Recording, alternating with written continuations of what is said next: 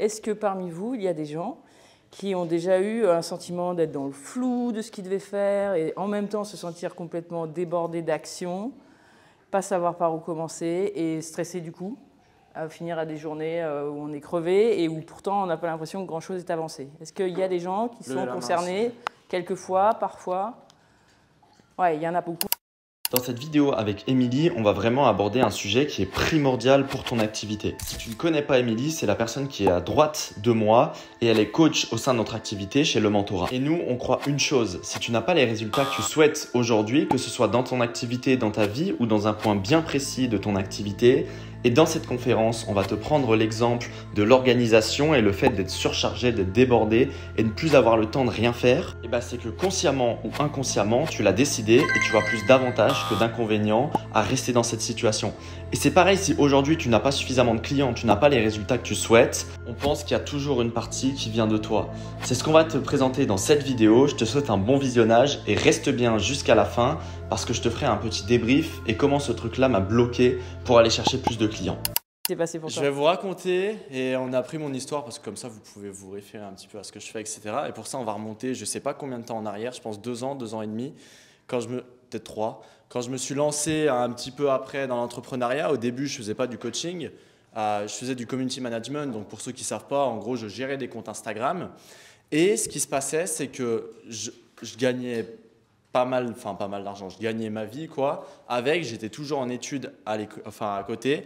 Et j'avais un gros client qui me rapportait 90% de mes revenus. Donc ce client-là me faisait 1 500 € par mois à peu près. Et ce client-là me rapportait 90% de mes revenus. Sauf que j'étais arrivé dans une phase où il m'en demandait beaucoup. J'avais beaucoup de choses à faire, j'avais beaucoup de choses à gérer.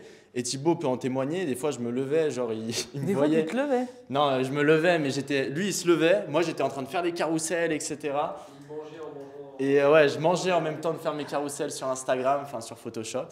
Et bref, j'avais beaucoup de travail, je me sentais toujours débordé, plein de choses à faire, etc. Et il est arrivé un truc, au final, ce gars-là avec qui je travaillais m'a dit je vais te payer moins, pour faire simple. Je me suis dit non, je travaillais déjà beaucoup. Et il voulait me payer encore moins parce que lui faisait un peu moins de chiffres, mais moi j'en avais rien à faire. Je travaillais déjà énormément et pour le taux horaire, c'était déjà pas très correct. Et au final, j'ai décidé de faire un truc, j'ai décidé d'arrêter avec lui. Et je pensais je me disais, putain, je vais plus avoir de chiffre d'affaires. En fait, il y a 90% de mon chiffre qui part. Et ce qui s'est passé, c'est que le mois d'après, j'ai fait mon premier mois à 10 000 € de chiffre d'affaires. J'étais pas très loin au final, j'étais à 9 500 je crois, ou dans ces eaux-là. Et alors que je pensais que j'allais tomber, quoi. En fait, on aimerait savoir, après l'avoir écouté, comment vous analysez ce qui s'est passé en fait. D'après vous, qu'est-ce qui s'est passé qui lui permet de sortir de cette situation de débordement pas très lucrative à une situation où finalement il fait son premier mois à 10 000. Qu'est-ce que vous voyez, vous, dans cette histoire? Vous pouvez prendre la main au fur et à mesure pour nous partager ce que vous voyez. Je suppose que tout le monde ne verra pas la même chose. Vas-y. Je pense qu'il a enlevé quelque chose auquel il était désaligné et du coup, justement, il a pu faire un rétrofit et se dire ça, je veux plus. Donc après, il s'est aligné sur quelque chose qui était, il s'est dirigé vers quelque chose auquel il était plus aligné et qui le nourrissait, qui lui donnait encore plus d'aller vers ça. Ok. Et comme il était... avec quoi il n'était pas aligné? Peut-être avec un client avec qui, du coup, ça ne correspondait pas, le fait qu'il veuille le payer moins alors qu'il lui demandait toujours plus. Ok. Peut-être qu'il s'est senti un peu, pour faire un schématique, comme un salarié à qui on va toujours donner des tâches supplémentaires mais qu'on ne va jamais augmenter. Ok. Un peu dans ce sens-là, dans le sens, il ne s'est pas senti respecté, donc voilà, maintenant je travaille avec des personnes qui me respectent. Et ça, peut-être ça le nourrissait plus, donc il allait chercher plus de chiffres avec des personnes qui le respectaient. Ok. Peut-être, je ne sais pas. Ok, c'est une option. D'autres? Aligné sur son prix et sa valeur. Ok, donc tu précises sa pensée, c'est ça? D'autres choses? La relation temps-argent, peut-être. Ouais. Tu passes beaucoup de temps à pas récupérer beaucoup. C'est ça. Ouais. Alors oui. Vas-y. Je pense qu'il a été touché dans son ego, peut-être. Il a été piqué. Ok. Il a été challengé plus. C'est-à-dire? C'est-à-dire, il s'est dit que je ne me suis pas assez payé, on veut me rétrograder et que derrière, je sais que je peux avoir plus. Ok, donc c'est un petit peu similaire à soit l'ego, soit le côté c'est plus aligné pour moi, c'est plus ok pour moi, c'est ça que tu dis? C'est plus une prise de conscience par rapport à ces situations, parce qu'il était dedans, donc il travaillé pour avoir le chiffre d'affaires. À un certain moment, il a peut-être pris du recul pour dire que c'est ce mode de vie-là, il ne me convient pas, et c'est pas ce mode de vie-là qui va me permettre d'atteindre le chiffre d'affaires voulu. Ok. Qui d'autre a une idée ou envie de partager autre chose, un autre point de vue, ou tout le monde est à peu près couvert par ce qui a été dit? Moi, je pense que c'est à peu près ce qui a été dit, mais c'est le fait qu'il lui ait dit qu'il allait descendre sa rémunération qu'a fait la goutte, Ouais. qui a fait déborder le vase, Ouais. qui a fait un, comment on appelle ça, un taking time. Ouais, Ouais. c'est Maxence qui D'accord. me l'avait dit à l'époque. Du coup, il a D'accord. pris recul et il a pris conscience qu'il n'y avait plus de ça. Ça répond à ce que tu as vécu ou tu penses que c'est tout à côté de la plaque? Je pense que c'est intéressant. Et oui, ça répond, vous avez tous raison, hein, c'est sûr que le prix, etc., c'est ça, mais je trouve, alors je ne sais pas ce que tu en penses, mais qu'il n'y a pas eu le cœur du problème et vous n'avez pas fait le parallèle avec là où on veut vous emmener. Vous avez tous bien dit qu'il y a eu une bascule. Certains ont placé ça sur l'ego, toi tu as dit il y a eu la goutte qui a fait déborder le vase. En fait, vous avez vu, lui, il était dans une situation où il était débordé, machin, et rien ne changeait depuis des mois. Ouais. Donc ce qu'on essaye de comprendre, c'est pourquoi un truc qui n'est pas changé depuis des mois, tout d'un coup, bascule. Pourquoi quand on est dans la situation qu'on a décrite au début de débordement, de j'en peux plus, de j'en ai marre, et ce serait tellement mieux si je passais à autre chose, mais que je ne le fais pas. Qu'est-ce qui fait que tout d'un coup, après 9 mois à se dire ça devrait cesser, mais en vrai ça ne cesse pas, je ne l'arrête pas ce truc, tout d'un coup il l'arrête. On ne parle pas donc des bénéfices qui en découlent, hein, mais du coup qu'est-ce qui fait selon vous qu'il décide à un moment que ça cesse en fait? C'est la prise de conscience De quoi? de sa situation, parce que quand on est dedans, on n'a pas cette prise de recul pour dire que non, mais ce que je suis en train de faire, ça n'amène pas au résultat que je veux avoir. Intéressant ça. Ouais, intéressant. Comment ça s'approcher du On sujet? se rapproche. Ouais, tu veux répondre? Tu veux Je dire vais- je avec vais tes mots à répondre. toi Je vais dire avec ce mes qui mots à s'est moi. vécu Et pourquoi je vous ai raconté ça? Parce que ce matin, j'étais avec un groupe, avec vous, avec Jérôme et d'autres personnes, et j'en ai parlé à 2-3 autres personnes. Et je vous ai sondé un petit peu, et j'ai l'impression soit vous êtes dans un flou, soit certains se sentent débordés. Et moi, j'étais exactement dans la même situation, donc on va dire il y a 2 ans, avec ce client-là. Et j'étais débordé, j'avais des objectifs en termes de chiffre d'affaires, sauf que je ne pouvais pas les atteindre parce que niveau temps, ça ne passait pas. Et chaque mois, je me refixais, mais chaque mois, c'était le flou, c'était le bazar, c'était un peu le débordement. Et au final, il n'y a rien qui évoluait, il n'y a rien qui avançait, jusqu'au jour où réellement, en fait, c'était cette prise de conscience, ce déclic. Le fait d'être payé moins, ce n'était pas en fait l'argent, on s'en foutait in fine. Mais c'était la prise de conscience, c'était le déclic de se dire, ok, bah maintenant, en fait, c'est plus possible de faire comme ça, je tolère plus, j'accepte pas ça, je change ce truc-là, et au final, ça me fait passer je lâche quelque chose pour continuer à avancer, et c'est ça qui me fait passer dans une autre phase. Et ce truc-là, en fait, c'est juste parce que j'aurais pu le décider avant, mais je l'ai décidé à ce moment-là.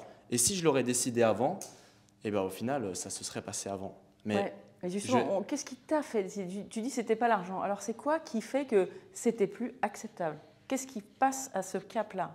La reconnaissance du travail au final. Okay. Enfin, c'est l'argent qu'il me donnait, c'était pas forcément pour l'aspect monétaire, mais c'était juste la reconnaissance de ce que je valais. Et si moi je me disais tout ce que je fais là, ça vaut, j'en sais rien, peut-être 1 000 € à la place de 1 500, mais c'est n'importe quoi. Donc ce qui est intéressant là, c'est pas de savoir si c'est l'argent ou autre chose qui déclenche, parce que chacun a ses déclencheurs. Ce qui est intéressant, c'est de comprendre qu'en fait, un truc qui disait qui n'était pas confortable, le flou, le fait d'être débordé, et qu'il a raconté pendant 9 mois à tous ses collègues, à tous ses colocataires, j'imagine, en fait, ça lui convenait. Jusqu'au moment où ça ne lui convenait plus, émotionnellement. C'est aussi ça qui est important de dire. Tu as dit il a pris un recul. Non, en fait, il n'a pas pris un recul. Il a d'abord pris une claque émotionnelle, en se disant mais ce mec ne reconnaît pas ma valeur, en fait. Et c'est juste pas une réflexion, c'est une émotion qu'il n'a pas eue jusqu'alors. Et là, tout d'un coup, bam, il l'a. Et là, ça prend 2 secondes pour dire c'est terminé. Je ne sais pas encore comment je vais me démerder. C'est le grand flou. Mais en vrai, j'ai déjà fait tout le tour dans ma tête et je suis à fond. Je ne peux plus accepter ce truc. Donc, ce qu'on voudrait vous dire, c'est vous savez, vous-même, quand vous êtes dans cette situation. Vous le décrivez et vous nous racontez aussi que c'est très inconfortable. Nous, ce qu'on croit, c'est que ce n'est pas complètement vrai. C'est-à-dire que oui, vous vivez cette situation, mais ce n'est pas assez inconfortable pour vous, pour que ça cesse. Moi, j'aime bien dire que les sièges, les pics du siège de fakir ne sont pas encore assez sortis sous vos fesses. Donc, vous restez assis. Et ce n'est pas grave. C'est juste que vous vous faites croire que ce serait mieux autrement, mais en vrai, pour l'instant, vous êtes bien là-dedans. Donc, voilà, ça c'est pour vous expliquer que si vraiment vous avez envie de changer ces choses-là, vous pouvez vous dire ouais, je vais m'organiser, vous remettre des coups sur la tête chaque lundi matin, aller voir votre coach et lui dire que vraiment c'est une catastrophe cette histoire. Vous pouvez faire ça. Les résultats qu'on voit dans ces démarches-là ne sont pas très probants. C'est-à-dire que chaque semaine, on rediscute du même problème. Donc, nous, on a vu 3 choses qu'on pourrait vous amener là-dessus. Il y a des outils, des trucs très concrets qui permettent de dire, OK, qu'est-ce que je garde, qu'est-ce que j'enlève, qu'est-ce que je clarifie, qu'est-ce que je laisse de côté pour l'instant. Mais ce qu'on a voulu faire avec le témoignage et l'analyse, c'est d'abord vous dire que malgré les outils qu'on a et qu'on propose, si vous ne passez pas par cette étape émotionnelle de dire « c'est terminé en fait », c'est une décision. Il ne se passera rien sur les outils que vous remplissez derrière avec les cases et les trucs à checker. Rien. Et vous allez cultiver l'idée qu'en fait, ce n'est pas possible. Ce que vous faites, les outils, et rien ne change. Donc c'est même pire en fait. Il y avait une question. C'était une question, c'était pour rappeler ce que tu disais en termes d'outils. J'ai tout fait, les to-do list, papier, informatique, Notion. Je me suis mis même des points pour faire des carottes toute seule. J'ai fait quoi? J'ai fait le truc des priorités, là, important à délimiter. Voilà. Ça tient, même pas une semaine. Oui, c'est normal. Voilà. Parce que, comme Émilie vous a dit, en fait, et c'est pour ça qu'on a voulu venir à ce point, parce que moi, tout à l'heure, je vais voir Émilie et je lui dis il faudrait leur donner des outils pour, au final, qu'ils soient organisés, cadrés, qu'ils sachent quoi faire. Mais si on vous donne des outils et que le problème de fond n'est pas réglé, pour nous, ça va vous servir à rien. Et des outils, honnêtement, d'organisation, de productivité, je pense que vous en retrouvez plein sur Internet, des matrices de je sais pas quoi. Et c'est pas ça qui va réellement vous servir. Donc, on va vous partager. La personnalité aussi, je vois, parce qu'on est deux personnalités. Benoît est quelqu'un de base très organisé, tu lui donnes une to-do list, elle suffit. Tu peux la présenter comme tu veux. Dans tous les cas, il va suivre sa to-do list et ça lui va. Moi, j'essaie toutes les formes, parce que moi, j'ai des couleurs partout. Ouais, mais c'est peut-être bien vrai ce que tu dis là, qu'on n'est pas tous organisés ou autant disciplinés que d'autres, mais en vrai, quand ça pique, tu fais des efforts pour surmonter des choses qui sont peut-être plus difficiles pour toi que pour lui, mais ça pique tellement fort que ce jour-là, tu te dépasses. Donc en fait, je ne crois pas à l'idée que tu sois moins organisé au point de ne pas pouvoir faire l'effort de remplir. Tant que tu ne fais pas l'effort de remplir, c'est que probablement, pour toi, aujourd'hui, c'est OK comme ça. En fait, il y a une phase où je sais que je dois le faire. Non, mais déjà, quand tu dis tu dois, tu vois, il n'y a pas tu dois. Si tu dis tu dois, ça veut dire que toi, intérieurement, tu n'as pas décidé. Donc c'est quelqu'un, genre moi, qui te dit que ce serait bien que tu t'organises.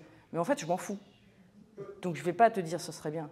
Je vais te dire, tu es dans un endroit aujourd'hui où tu as tes avantages et tes inconvénients à ta situation. Et si c'est convenable pour toi, je suis qui pour te dire que ce serait mieux autrement, en fait.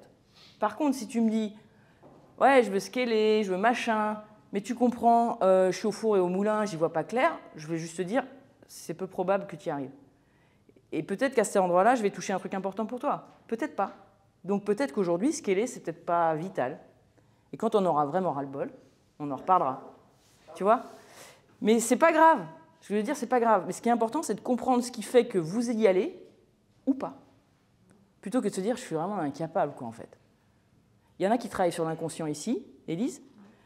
90% de ce que vous décidez dans la vie n'est pas décidé consciemment. D'accord? Donc quand vous n'y allez pas, c'est pas parce que vous êtes feignant ou débile.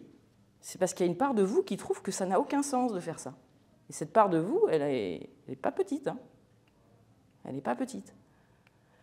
Alors on ne veut pas vous laisser sur ce point en vous disant c'est votre inconscient, alors démerdez-vous avec. Hein. Non, comment on peut faire pour gérer ça? Si vraiment on se dit, je vois que j'y vais pas, et consciemment je comprends que ce serait vraiment une vie plus confortable pour moi d'y aller, mais je sais qu'il y a une part de moi qui ne veut pas y aller. Vous pouvez aller dire, ok, quels sont tous les inconvénients pour moi aujourd'hui de ne pas être organisé et de souffrir par exemple de burn-out, si c'est ça qui fait sens pour vous. Voir tous les inconvénients, ça va commencer à rééquilibrer la balance. Ou alors voir tous les avantages si j'avais plus de clarté, moins de choses à faire dans ma journée. L'idée étant que votre inconscient, vous commenciez à le nourrir de ce qu'il ne voit pas et qui fait qu'il est addict à la situation d'aujourd'hui. Parce qu'on ne va pas se mentir, pourquoi est-ce qu'on est content d'être débordé? On a l'impression de travailler. Mais grave! Ça nous occupe l'angoisse aussi. Quoi d'autre? Pourquoi est-ce qu'on est content d'être débordé, d'être en burn-out? On ne pense pas. Ouais, On va pas tant penser au problème. c'est un super anesthésiant. Puis on peut quoi faire d'autre? On peut se plaindre aussi. On peut avoir de l'attention. On peut faire plein de trucs géniaux en fait en étant débordé. On peut montrer qu'on est des entrepreneurs et qu'on Bah, fait de ça. ouf! Ouais. Et puis ça fait aussi parfois une excuse. Ouais. Tu comprends, j'ai pas fait ça parce que bon, j'ai une liste comme ça. Donc c'est génial d'être débordé en vrai. Et c'est pas un crime. Hein. C'est humain d'avoir une histoire qu'on se raconte et qui permet de faire tout ce que vous venez de dire. Donc on n'est pas en train de vous attaquer. En tout cas, moi je sais que je viendrai jamais vers vous en vous disant putain tu fous rien et tu te racontes des blagues. C'est vraiment limite quoi. Mais par contre, je vous dirais, il y a un logiciel qui tourne en vous, qui voit plus d'avantages que d'inconvénients à être le mec débordé ou la nana débordée. Ce logiciel, soit il est périmé pour vous, et on va faire un reset, et on va scratcher l'ancienne version, ou bien il n'est pas périmé. Et là où il vous emmène, c'est OK pour vous. Peut-être. J'en sais rien. Une intention positive. OK, tu peux nous partager? En fait, dans tout ce qu'on fait, même quand il y a des choses qu'on considère négatives, il y a une intention positive derrière. Donc, par exemple, dans mon domaine, les personnes qui mangent, qui ne peuvent pas s'empêcher de manger alors qu'elles souhaitent perdre du poids, et bien en fait, il y a une intention positive et c'est ce que j'essaie de faire ressortir avec mes coachés. Pourquoi tu manges et de lui faire comprendre qu'il y a une partie d'elle qui mange parce que justement c'est bon pour elle. C'est la même chose que ce que Yes. C'est cette partie inconsciente qui a son chemin de choses à dire et à faire. Donc tu lui apprends à quoi faire avec cette partie inconsciente. accepter cette partie qui aime manger. Et justement à pouvoir pallier avec les deux parts d'elle, une partie qui veut arrêter et une qui veut continuer. C'est ça. Parce que soit vous mettez de l'énergie dans le fight entre les deux parties, et c'est pour ça que vous êtes fatigué. Pas tellement parce que vous avez fait la to-do list, vu qu'en vrai, vous n'avez pas fait grand-chose dans la journée. Non, c'est vous qui le dites, hein, c'est pas moi qui le dis. Hein. Et donc parce que vous passez beaucoup d'énergie à fighter intérieurement, y compris les nuits. Hein. Les moments de réglage entre le conscient et l'inconscient, c'est la nuit. Hein. Donc si vous croyez vous reposer, vous vous trompez. Hein. L'espace est tout le temps pendant la nuit. Tout ce qui n'est pas résolu dans le conscient va devoir l'être dans l'inconscient. C'est la nuit que l'inconscient lui laisse un peu plus faire son boulot, même s'il est là de jour aussi. Hein. Donc ouais, c'est super intéressant ce que tu dis, parce que le paradoxe, c'est aussi d'apprendre à aimer cette part de vous. Et c'est même surtout ça. Donc si vous êtes en train de procrastiner des trucs et tout, c'est probablement que vous avez peut-être, par exemple, je sais pas, peur de réussir, je dis n'importe quoi. Comment vous pouvez vous aider à vivre cette peur de réussir autrement que en freinant des cas de fer et en prétendant que vous êtes débordé? Donc entendre le besoin, ça ne veut pas dire poursuivre dans la même réponse. Vous voyez?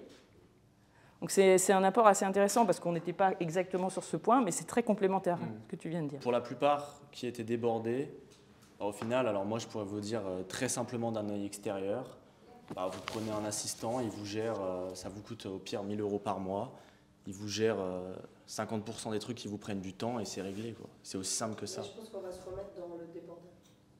Ça se dit comme ça, mais en fait, moi je le vois par notre expérience, c'est que plus on fait de chiffres, ou plus on avance, plus on a envie d'en faire, plus on se laisse déborder, ou on va chercher le débordement justement. On dit toujours, je prendrais soin de moi, à la base on est des grands sportifs.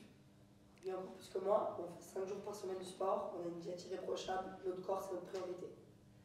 Et en fait, depuis, plus on veut de chiffres, plus on s'enferme là-dedans, et moins on prend temps pour nous. Ouais. Et j'ai l'impression que le fait de déléguer, c'est une bonne chose, bien sûr il faut le faire, il ne faut pas le faire. Mais on va, je pense, inconsciemment aller chercher à toujours, parce qu'on aura plus de temps. Et je pense que vous racontez dans votre tête, parce que c'est pas parce que vous allez faire 1 heure ou 2 heures de sport que vous allez faire moins de chiffres, hein, honnêtement. Je pense qu'inconsciemment, on fait ça. Et je pense que vous racontez dans votre tête que vous devez toujours travailler plus pour faire plus de chiffres, et donc que vous mettez des tâches supplémentaires où vous passez beaucoup de temps sur des trucs un peu bêtes, alors que théoriquement, Bon, vous avez votre pub qui est bloquée, mais vous foutez un gars qui fait le setting, vous faites votre challenge, vos 3 lives par mois et vous faites juste vos closings et vous pourriez très bien tourner, quoi. Aujourd'hui, si on délègue, c'est une bonne chose. Mais aujourd'hui, avec l'état d'esprit qu'on a, je ne sais pas si on a d'autres qui sont dans la même situation, mais on va forcément chercher autre chose pour venir se déborder. Donc c'est cool, on aurait une partie déléguée, mais dans tous les cas, on va se retrouver dans la même situation où on va se combler de choses à faire. Est-ce que c'est un problème pour vous d'être débordé? Bah oui. Je sais pas, ça n'a pas l'air. Oui, si tu le cherches, c'est que c'est pas. C'est que tu trouves plus d'avantages que. T'as dit, bah ouais, c'est quoi le problème d'être débordé? Tu voudrais faire quoi à la place? Bah, profiter plus du couple, plus de la vie, plus, je sais pas, aller faire je sais pas, plus profiter du quotidien, ne serait-ce que prendre du temps pour nous, faire du sport, profiter du beau temps de temps en temps. On est tout enfermé en fait. Tu culpabilises en fait? Hein?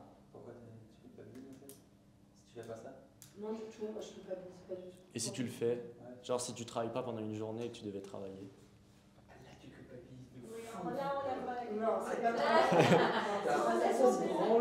Moi j'ai pas de problème à faire ça. Lui a beaucoup plus de problèmes à faire ça. Et du coup, bah, on a un couple, donc on se soutient, on a les deux des problématiques différentes. Lui c'est un acharné du travail, moi je suis une acharnée je profite avant de travailler. Et du coup, je passe beaucoup mon plaisir avant mon travail, et lui c'est l'inverse, il passe beaucoup le travail avant le plaisir. Mais lui, il a associé peut-être aussi travail et plaisir, ce que toi, tu sembles différencier. Pardon? Lui, il semble avoir associé travail et plaisir, il n'y a pas de frontière. Toi, tu fais une frontière, c'est intéressant.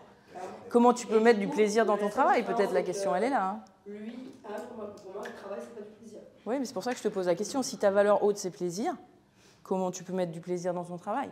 Une façon de faire avancer des choses que vous procrastinez, c'est de réinjecter vos valeurs hautes là où vous procrastinez. Parce que si vous procrastinez, encore une fois, il y a quelque chose de juste dans cette procrastination. C'est pas des trucs de débile de procrastiner. Hein.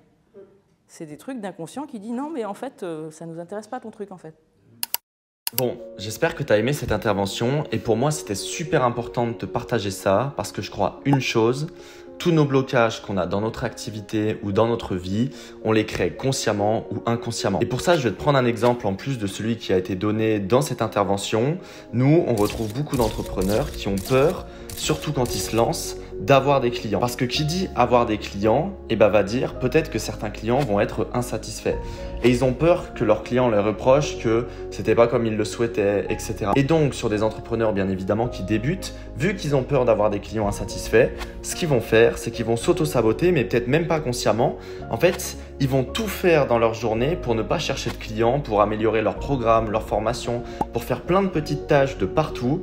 Et au final, du coup, ils ne vont pas chercher de clients et ils vont pas développer leur chiffre d'affaires. Mais ils vont faire ça. Pourquoi? Parce qu'ils ont peur que si leurs clients sont insatisfaits, ça leur retombe dessus. Et donc comprendre ça, comprendre les avantages et les inconvénients de tout ça, ça va permettre d'avancer et de surmonter ce blocage-là. Et ça, c'est valable pour absolument tout. Et c'est comme un petit logiciel qui va tourner dans ta tête, qui va te dire « Ok, ça c'est bon, ça c'est pas bon ». Et tant que tu changes pas ces croyances, tant que tu ne changes pas ce logiciel, alors tu auras toujours des blocages. Et ce qui est bien et pas bien, c'est que ce logiciel, il va rester toute ta vie, sauf qu'il va évoluer au fur et à mesure. Et plus tu voudras aller loin, notamment dans ton activité, plus tu as différentes croyances qui vont arriver. Par exemple, mes croyances au début, ça pouvait être « Ok, je veux pas avoir plus de clients parce que je vais pas pouvoir tous les gérer, ils vont être insatisfaits. » Les croyances que j'ai pu avoir après, c'est « Non, mais moi je suis le meilleur dans ce truc-là, je peux pas le déléguer parce que personne ne pourra le faire aussi bien que moi. » Etc, etc, etc. Et au fur et à mesure qu'on va avancer, plus on va devoir casser ses croyances.